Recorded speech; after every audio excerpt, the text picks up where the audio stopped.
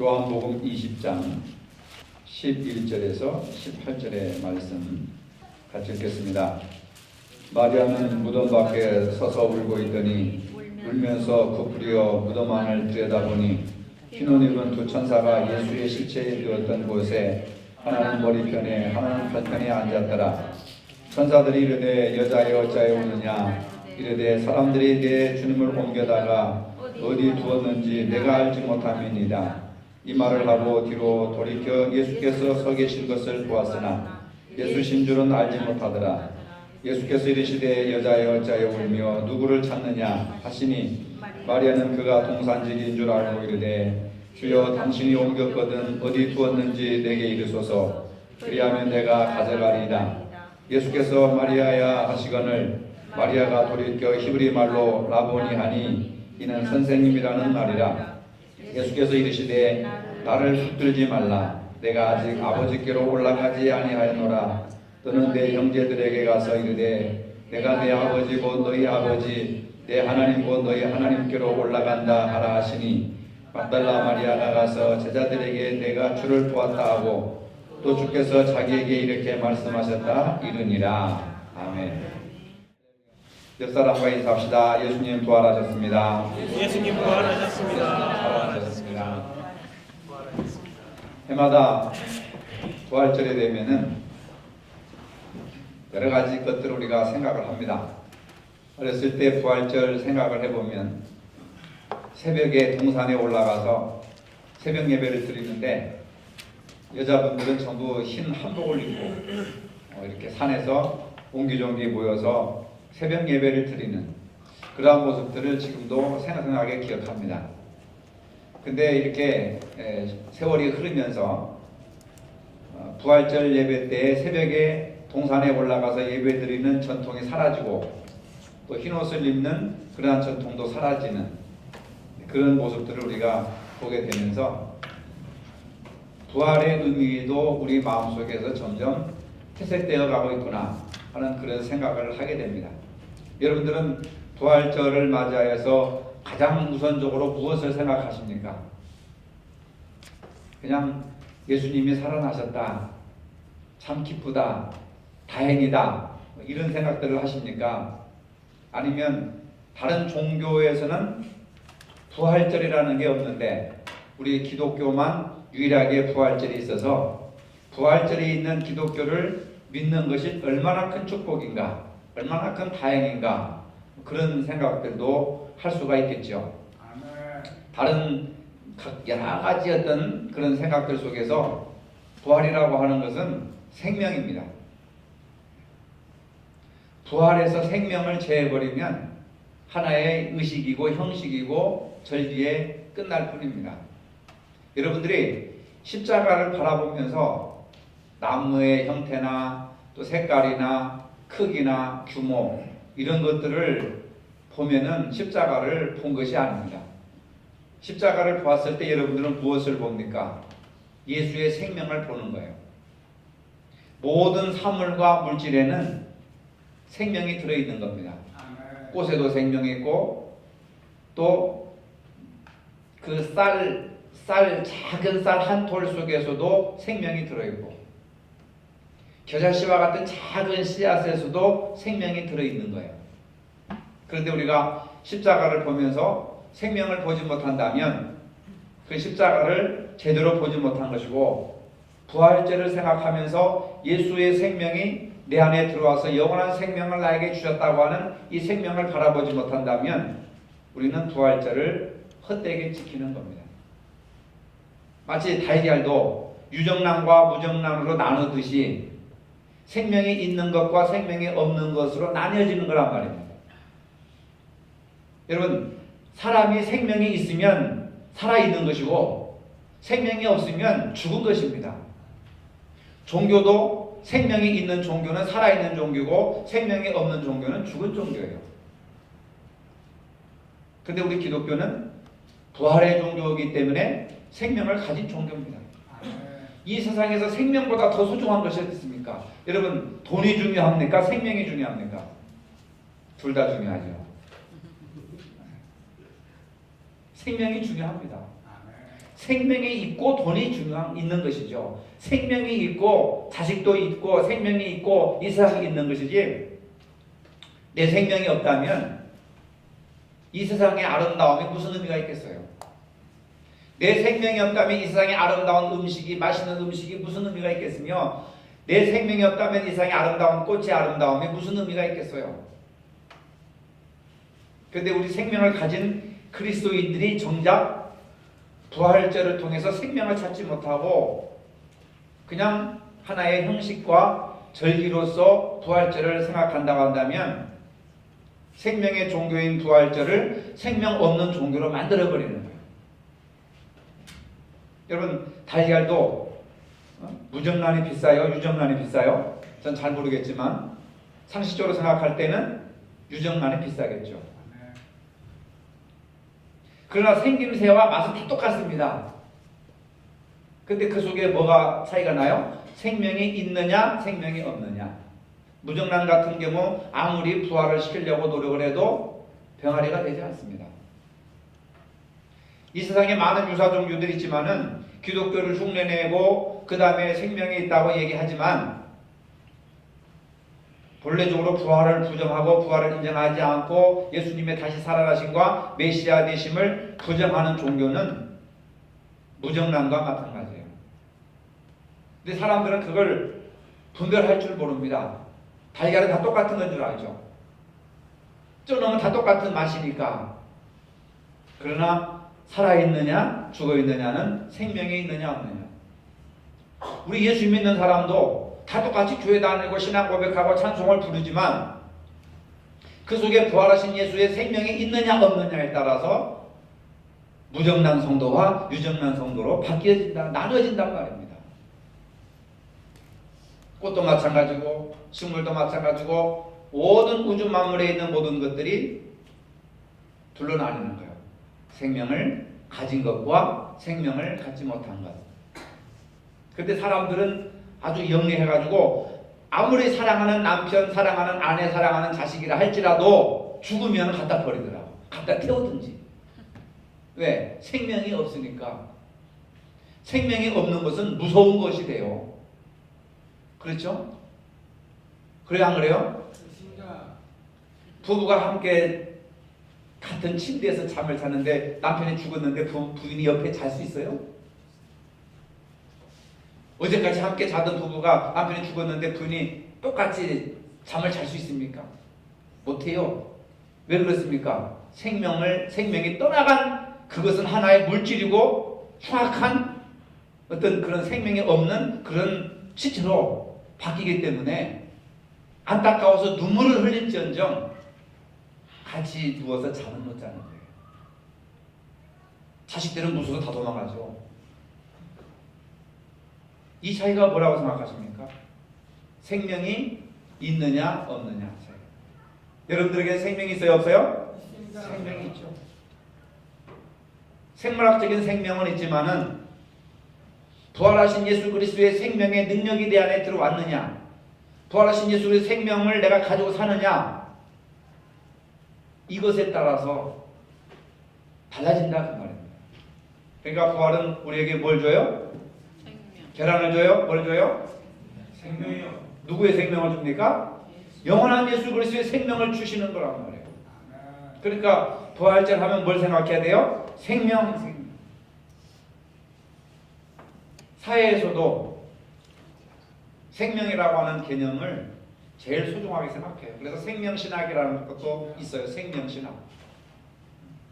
어떻게 하면 하나님께서 우리에게 주신 그 생명을 누리면서 가지고 살아가느냐. 예수님께서 이 땅에 오신 목적도 생명을 구원하기 위해서, 우리에게 영원한 생명을 주시기 위해서 이 땅에 오신 줄로 믿으시길 바랍니다. 근데 많은 사람들이 이걸 믿습니까? 잘 안 믿어요. 예수님을 따라다녔던 12제자 중에서 도마라고 하는 사람이 있었는데, 예수님이 다시 살아났다 그러니까 택도 없는 소리 하지 마라. 어떻게 죽은 사람이 살아날 수가 있느냐 하고 믿지를 않아요. 그러면서 나는 내가 예수님의 옆구리와 손자국에 있는 흉터를 만져보고 만져본 다음에야, 내가 확인한 다음에야 예수님이 살아났는지를 보겠다, 알겠다, 믿겠다 하고 절대로 다른 사람이 얘기한 것을 믿지 않습니다. 그래서 부활하신 예수님이 오셔서 만져봐라, 옆구리에 창자국이 있나 봐라, 손바닥에 이게 흉터가 있나 봐라, 보고 만져보니까 예수님이시거든. 그때서야 믿는 거예요. 사도 바울은 어떻습니까? 바울이라고 하는 이름을 갖기 이전에 사울이라고 하는 이름을 가졌을 때 예수 믿는 사람들을 잡아 죽이고 그들을 체포하러 가는 도중에 부활하신 예수님을 다메섹 도상에서 만남으로 거기서 거꾸로 치고 예수님을 만나잖아요. 그리고 나서 새 사람이 되어서 자기가 핍박하고 괴롭히던 예수를 오히려 증거하러 다니고 로마서를 쓰고 또 바울 서신을 쓰고 결국은 자기가 핍박하고 반대하던 믿지 않았던 예수님을 증거하다가 로마에서 순교를 하지 않았습니까?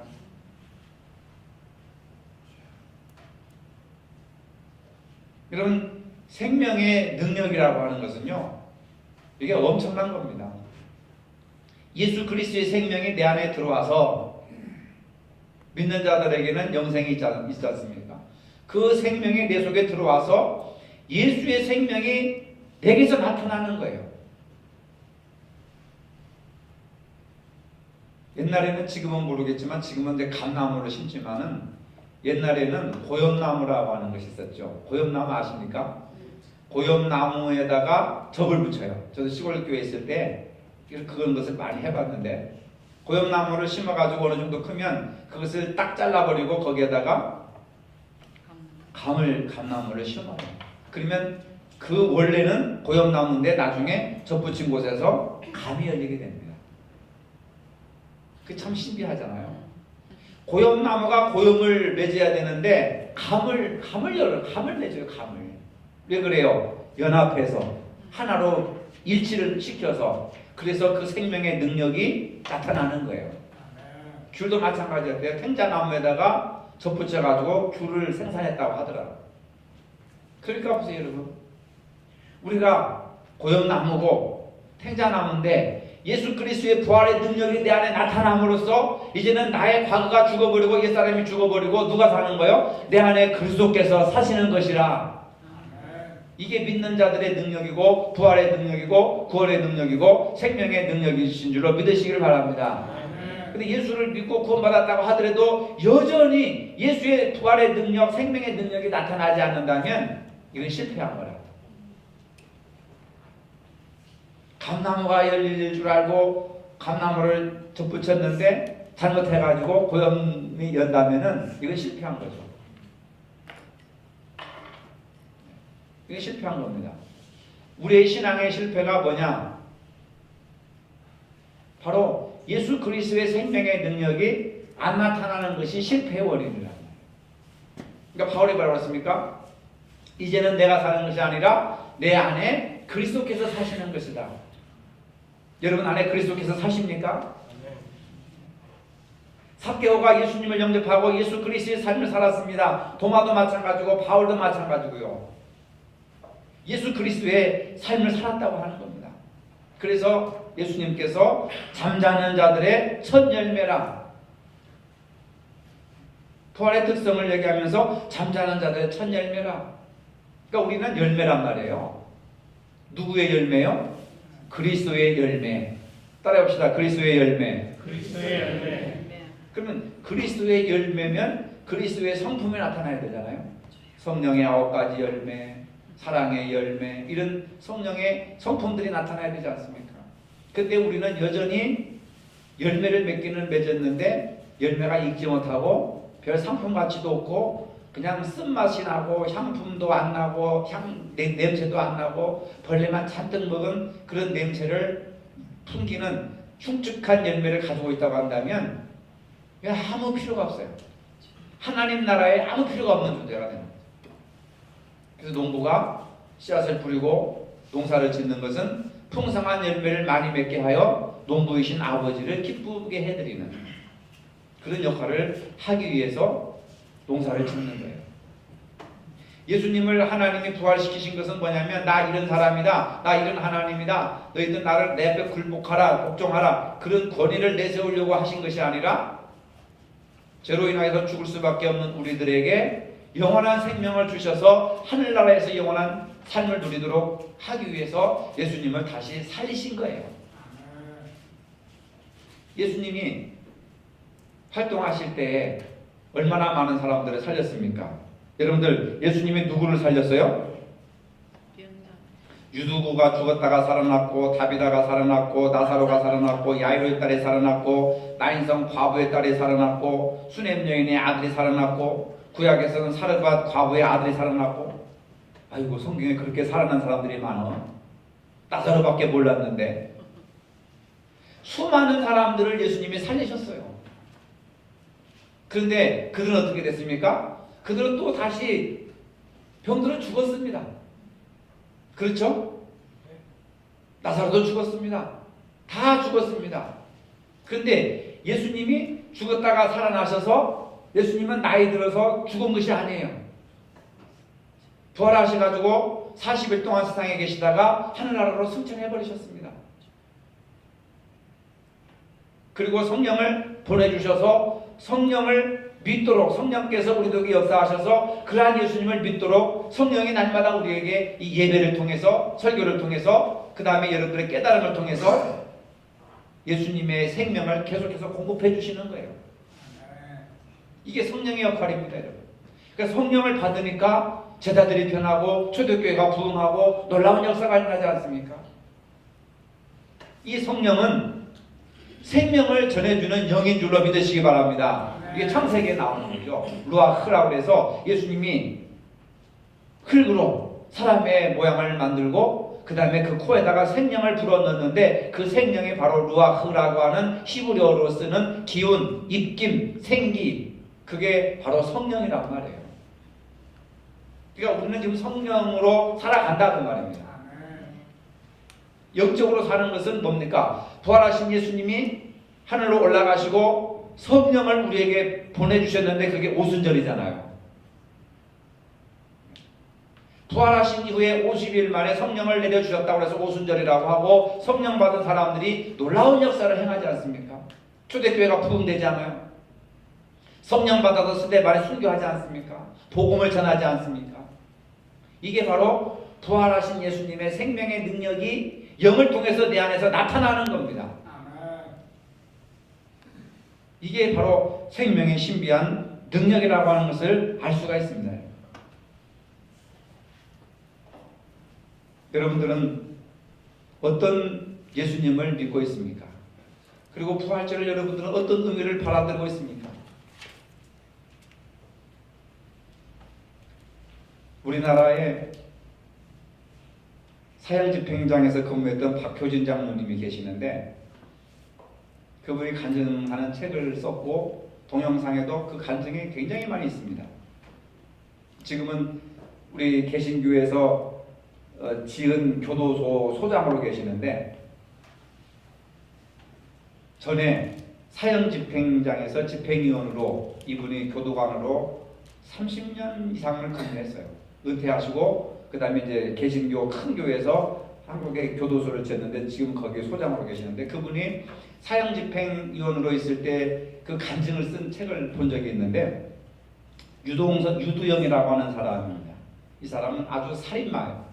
수많은 사람들을 죽이고 사형언도를 받고 살았는데 이 박효진 사람 이분이 이제 장로님이에요. 장로님이시면서 교도관이었는데 신앙 상담을 늘 해주는 분이에요.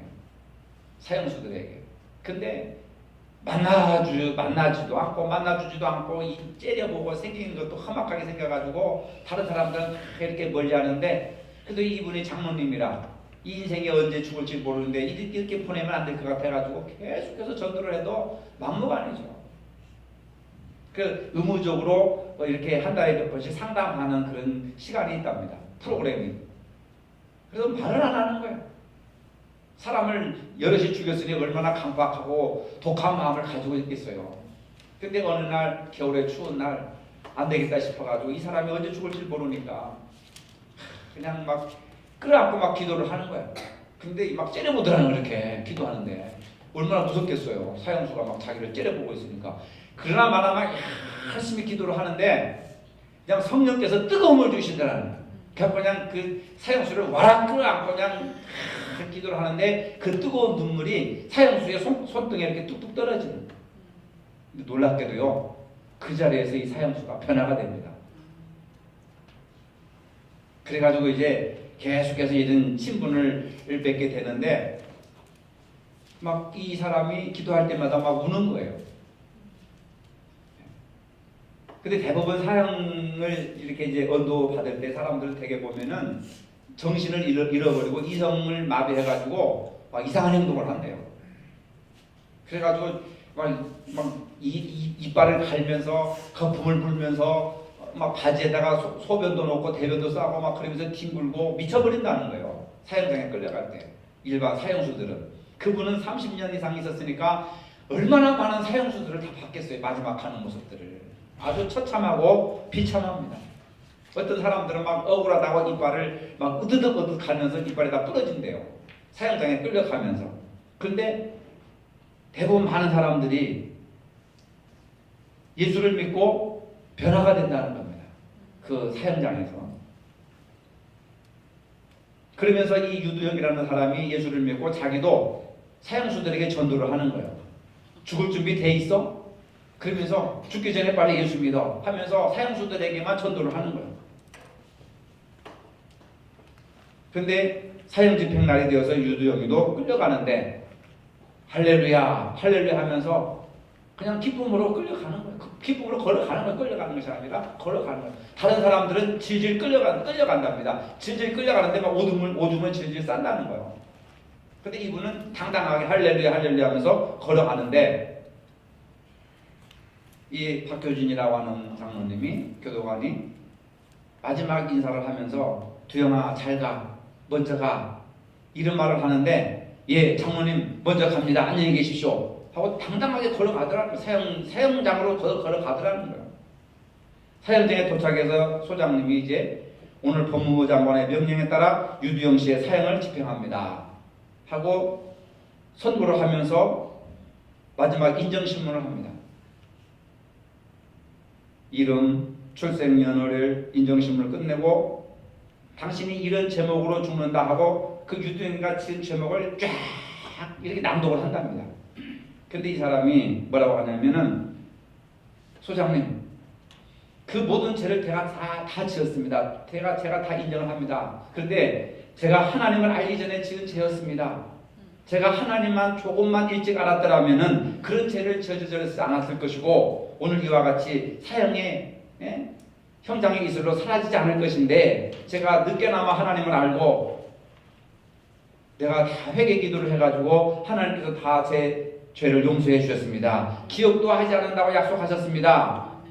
그런데 이제 깨끗한 몸과 깨끗한 영혼으로 내가 하늘나라로 지금 가려고 하는데 하나님을 믿기 이전에 지은 초라하고 추악한 죄를 내가 다시 들을 필요가 뭐가 있겠습니까? 그 죄를 내가 다 인정합니다. 그러니 깨끗한 영과 마음으로 하늘나라에 들어갈 수 있도록 나의 죄상을 낭독하지 말아주시기 바랍니다 하고 낭낭하게 이야기를 하니까 예수님을 안 믿던 교도소장도 눈물을 뚝뚝 흘리더라는 거예요. 세상에 지금까지 수많은 사람, 수백 명, 수십 명 사형 집행했지만은 이런 사람은 처음이라는 거죠. 임종 예배를 드리는데 유두영이 요한복음 3장 16절을 외우고 자기 몸을 다 드리면서 장기가 필요한 사람들에게 다 나눠주겠다 하면서 요한복음 3장 16절을 외우더라는 겁니다. 마지막으로 유언을 남기겠느냐 물으니까 소장님 그리고 검사님 제 마지막 부탁은 여기 계신 모든 분들이 제가 믿는 예수를 믿는 것 하나밖에 없습니다. 이렇게 유언을 남긴 거예요. 이제 수건으로 얼굴을 가리고 목에 밧줄을 이렇게 올가미를 거는데 하늘 가는 밝은 길이 내 앞에 있으니 슬픈 일이 많고 늘 고생하여도 하면서 하늘 가는 밝은 길 찬송을 부르는데 찬송 1절이 끝나자 덜커덩 하고 지하로 떨어지더라고요. 저는 그걸 보고 눈물이 나더라고요.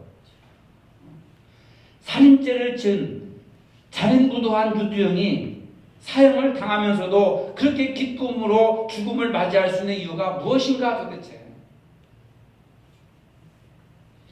무엇이 그로 하여금 죽음 앞에서 그렇게 당당하게 죽을 때 마지막에 하늘 가는 밝은 길이 내 앞에 있으냐면 찬송을 부르면서 하늘나라로 갈 수 있는 그 힘이 무엇이었을까? 진정 그가 부활하신 주님을 만났기 때문에, 부활하신 예수님을 체험했기 때문에 죽음 앞에서도 당당하고 감사하고 하늘나라를 향해 나갈 수 있었던 그런 용기와 믿음이 생긴 줄로 믿으시기를 바랍니다. 수없이 우리가 부활절을 맞이하면서 부활하신 예수를 믿는다고 하면서 정말 우리들의 삶 속에 부활의 능력이 있는가? 하늘나라의 영원한 소망이 있는가? 생명에 대한 능력이 있는가? 죽음 이후에 새로운 삶이 여러분들을 기다리고 있다고 하는 것을 믿고 계시는가 말이에요. 부활의 능력을 믿는 사람과 믿지 않는 사람의 차이는 바로 이렇게 엄청나게 차이가 난다는 겁니다. 우리는 도마처럼 늦게 믿더라도 확실하게 믿어야 될 줄로 믿으시기를 바랍니다. 어떻게 믿어야 됩니까, 여러분? 성경에 나타난 사건들을 그대로 믿어야 된단 말이에요. 마태복음, 마가복음, 누가복음, 요한복음, 그 다음에 바울 서신에 이르기까지 전부 예수님의 부활에 대한 기록들이 얼마나 많은지 모릅니다. 그런데도 불구하고 우리는 여전히 좌절과 절망과 슬픔과 고통과 눈물과 근심 속에 살아가고 있는 거예요. 요한계시록에도 보세요, 여러분. 다시는 사망의 너를 주장하지 못하고 슬픔과 눈물과 고통의 너를 사로잡지 못하고 영원한 새하늘과 새 땅에 다시 살아날 것이다 하고 하나님 나라에 대한 선명한 이야기를 요한계시록에서 하고 있지 않습니까? 성경을 보고도 부활의 능력을 못 믿는데 우리가 얼마나 어리석은 자냐 말이에요. 설교를 듣고 믿어야 됩니다. 부활의 설교를 듣고 여러분들이 예수님의 다시 살아나심을 역사적인 사건으로 받아들이고 나도 부활의 첫 열매가 되고 예수님 안에서 영원한 생명을 누릴 수 있는 은혜를 내려주셨다 하면서 예수님의 죽으심으로만, 예수님의 다시 살아나심이 그분의 살아나심으로만 끝나는 것이 아니라 나의 죽음과 나의 살아남으로 연결시켜야 된단 말이에요.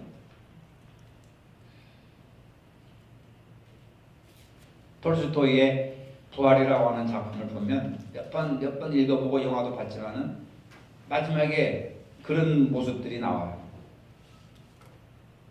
춥고 황량한 시베리아 지역의 어느 여관방에서 이 주인공이 신약 성경을 읽는 가운데 복음서를 읽습니다. 그 복음서를 읽으면서 자신의 영혼이 예수 그리스도를 통해서 새롭게 부활한다 라고 하는 그 사실을 깨닫게 됩니다. 이렇게 두꺼운 책이지만 톨스토이가 그 부활이라고 하는 책을 통해서 하고자 하는 것이 뭐냐면 모든 인간은 성경을 통해서 부활하신 예수님의 부활의 능력을 깨닫게 된다. 그 얘기를 하는 거예요. 여러분들 한번 시간 내시면 그 책을 한번 읽어보세요. 재밌습니다. 아주 인간의 흉악한 모습들이 다 들어있어요. 비참한 모습들이 다 들어있습니다. 근데 그 인간의 비참하고 자랑무도한 불합리한 사회구조와 개인의 그 죄성에 대해서 다 얘기하지만 나중에는 부활을 예수 그리스도를 통해서 그 한 여자를 통한 카츄샤라고 하는 한 여자의 기구한 운명을 통한 예수님으로 한 여인의 사랑과 예수님의 사랑이 연결되면서 성경을 읽으면서 이 사람이 부활을 체험하게 되는 거예요. 이런 놀라운 기독교 전통을 가진 100년 이상이나 되는 그 책들을 안 읽고 인생을 산다는 게 얼마나 강박하고 여러분 얼마나 답답한 어떤 삶을 살아가고 있겠습니까? 참 문학이나 이런 위대한 작품들이 전부 성경을 얘기하고 있는 거예요. 아주 기구한 운명들이 얼마나 많이 들어있는지 모릅니다. 마지막에는 성경을 통해서 부활하신 예수님을 만남으로 내 영혼이 부활한다. 세상에서는 이렇게 사람을 죽이고 감옥에 갇히고 온갖 추악한 짓들을 다 했어도 결국 예수 그리스도를 통해서 부활한다는 거예요. 그 부활한 사실을 깨닫고 자기 영혼이 부활한다는 것을 깨닫는 거예요. 여러분 깨닫는 것이 은혜인 줄로 믿으시기를 바랍니다.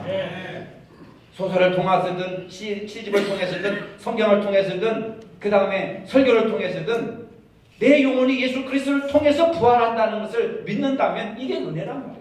이것을 위해서 예수님이 십자가에 못 박혀 죽으셨다가 살아나시지 않았습니까? 성경을 통해서도 깨닫지 못하면 소설을 통해서도 깨닫야 되지 않습니까? 근데 그것조차도 우리가 모르는 거예요. 핸델의 메시아 얼마나 많은 부활에 대한 찬양가들이 얼마나 많이 있습니까? 여러분?